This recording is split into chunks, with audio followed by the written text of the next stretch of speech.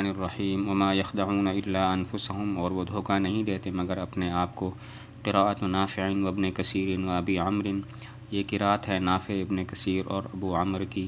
والمعنی، اور معنی یہ ہے ان دائرۃ الخداع راجعۃ الیہم، کہ دھوکے کا نقصان انہی کی طرف راجع ہوگا۔ وضررها یحیق بہم، اور اس کا ضرر ان کو گھیرے ہوئے ہے۔ او انہم فی ذلک، یا یہ کہ وہ اس میں خدعوا انفسہم، انہوں نے اپنے آپ کو دھوکہ دیا، بما غروها بذلک، اس وجہ سے کہ انہوں نے دھوکہ دیا ان نفوس کو اس کے ساتھ، وخدعتہم انفسہم، اور ان کو دھوکہ دیا ان کے نفوس نے، حیث حدثتہم، اس طور پر کہ ان کو بیان کیا، بالامانی، ایسی خواہشات، الفارغۃ، جو فائدہ سے خالی ہیں، وحملتہم علی مخادعۃ، اور ان کو ابھارا اس ذات کے ساتھ دھوکہ کرنے پر، من لا یخفی علیہ خافیہ، کہ جس پر کوئی شے مخفی نہیں ہے۔ وما یخدعون الا انفسہم، یہ نافع، ابن کثیر اور ابو عمر کی قراءت ہے۔ والمعنی سے مطلب یہ ہے کہ وہ لوگ اپنے آپ کو ہی دھوکہ دے رہے ہیں۔ اب یہاں پر سوال یہ ہوتا ہے کہ پیچھے تو فرمایا کہ وہ اللہ تعالیٰ اور مسلمانوں کو دھوکہ دیتے ہیں، اور یہاں پر فرمایا ما یخدعون الا انفسہم، وہ صرف اپنے آپ کو دھوکہ دیتے ہیں۔ تو پیچھے ثبوت تھا اس بات کا کہ ان کا دھوکہ اللہ اور مومنین کے ساتھ ہے، اور جہاں پر حصر کے ساتھ فرما رہے ہیں کہ نہیں، یہ صرف اپنے آپ کو دھوکہ دے رہے ہیں۔ تو اس کا جواب دیا کہ پیچھے ثبوت تھا اس بات کا کہ وہ اللہ تعالیٰ اور مسلمانوں کو دھوکہ دے رہے ہیں۔ یہاں سے یہ بتانا مقصد ہے کہ اس دھوکے کا جو نقصان ہوگا اور اس کا جو ضرر ہوگا وہ انہی کو لوٹے گا، اور انہی کو یہ ضرر گھیرے ہوئے ہے۔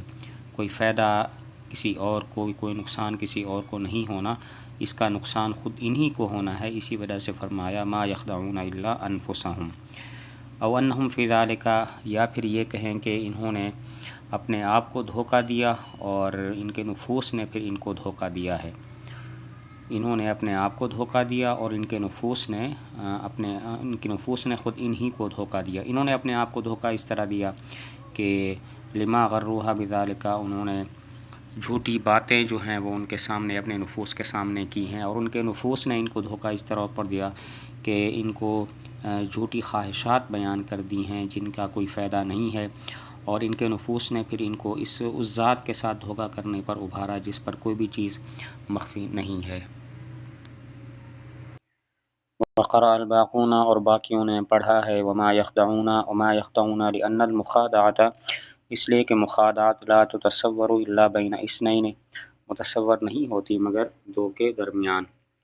پیچھے جو قرأت گزری وہ تھی وما یخادعون انفسہم، جو نافع، ابن کثیر اور ابو عمر کی قرأت تھی۔ یہاں سے ایک اور قرأت بیان فرماتے ہیں کہ وما یخدعون الا انفسہم، اور اس قرأت کی دلیل یہ بیان کی ہے کہ مخادعت تو مفعلہ ہے، اور مفعلہ کے لیے جانبین کا ہونا ضروری ہے، جبکہ یہ صرف اپنے آپ کو دھوکہ دیتے ہیں اور اس میں جانبین سے مخادعت نہیں ہے۔ اسی وجہ سے وما یخدعون الا انفسہم ہے کہ وہ صرف اپنے آپ کو دھوکہ دے رہے ہیں۔ وقرئ، اور پڑھا گیا ہے ویخدعون، یخدعون من خدع ماخوذ ہے خدع سے، ویخدعون بمعنی یختدعون، یختدعون کے معنی کے ساتھ، ویخدعون اور یخادعون علی المفعول مجہول کی صورت پر۔ کچھ اور قرأتیں ذکر فرمائی ہیں کہ ایک قرأت میں ہے یخدعون، یہ ہے خدع یخدع باب تفعیل سے ماخوذ ہے، اور ایک قرأت میں ہے یخدعون، یہ اصل میں یختدعون تھا، تو اس صورت میں یہ باب افتعال ہو جائے گا۔ اور ایک قرأت میں یخدعون ہے مجہول، اور ایک قرأت میں یخادعون مجہول ہے۔ تو چند اور قرأتیں یہاں پر ہیں، یخدعون باب تفعیل سے، یخدعون بمعنی یختدعون یہ باب افتعال ہے، یخدعون اور یخادعون یہ دونوں آخری دو قرأتیں مجہول کی ہیں۔ ونصب انفسہم، اور انفسہم کا جو نصب ہے بنزع الخافض، یہ جار کو حذف کرنے کے ساتھ ہے۔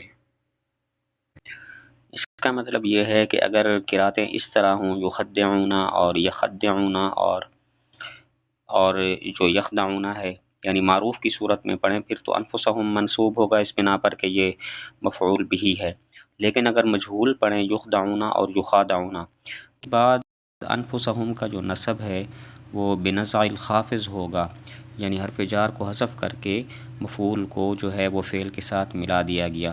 اصل میں ہے عن انفسہم، تو عن کو حذف کر کے انفس کو پھر اس کے ساتھ ملا دیا گیا ہے۔